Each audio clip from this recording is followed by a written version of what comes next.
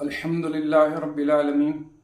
والصلاة والسلام علی سید الانبیاء والمرسلین اما بعد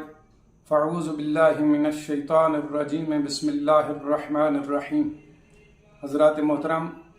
آج ہم آپ کے سامنے مومنین کا ایک دوسرے سے آگے بڑھنے کی تمنا کرنے کے حوالے سے ایک تعارض کی تطبیق قائم کریں گے۔ چنانچہ آیت کریمہ میں اللہ رب العزت نے ارشاد فرمایا وَلَا تَتَمَنَّوْا مَا فَضَّلَ اللَّهُ بِهِ بَعْضَكُمْ عَلَى بَعْضٍ، اور اس چیز کی خواہش مت کرو کہ جس میں اللہ نے ایک کو دوسرے پر فضیلت عطا فرمائی۔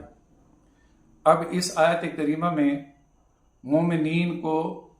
اس بات کی تمنا کرنے سے منع کیا گیا کہ دوسرے سے آگے نکل جانے کی تمنا مت کرو، جبکہ اس کے برعکس دوسری آیت کریمہ میں اللہ رب العزت نے فرمایا فاستبقوا الخیرات، کہ نیکی کے کاموں میں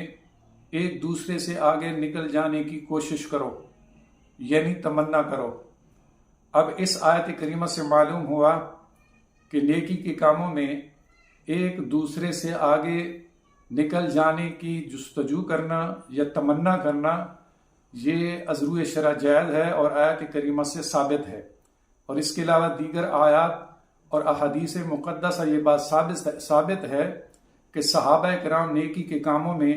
ایک دوسرے سے آگے نکل جانے کی کوشش بھی کیا کرتے تھے،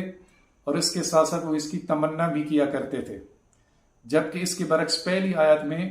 ایک دوسرے سے آگے نکل جانے کی تمنا کرنے سے منع کیا گیا۔ دونوں آیات کے درمیان بظاہر تعارض معلوم ہوتا ہے۔ اب اس تعارض کے درمیان تطبیق کس طرح قائم ہوگی کہ یاد رکھیں کسی دوسرے سے آگے نکل جانے کی تمنا کی دو صورتیں ہیں۔ پہلی صورت یہ ہے کہ بندہ اگر کسی کو نعمت مل جانے پر اس خواہش کا اظہار کرے یا یہ تمنا کرے کہ اللہ کرے یہ نعمت اس سے چھن جائے اور یہ نعمت مجھے مل جائے، تو اس کو حسد کہتے ہیں، اور حسد ناجائز ہے۔ لیکن اس کے برعکس دوسری صورت کہ اگر اللہ تعالیٰ کسی کو نعمت عطا فرمائے اور آدمی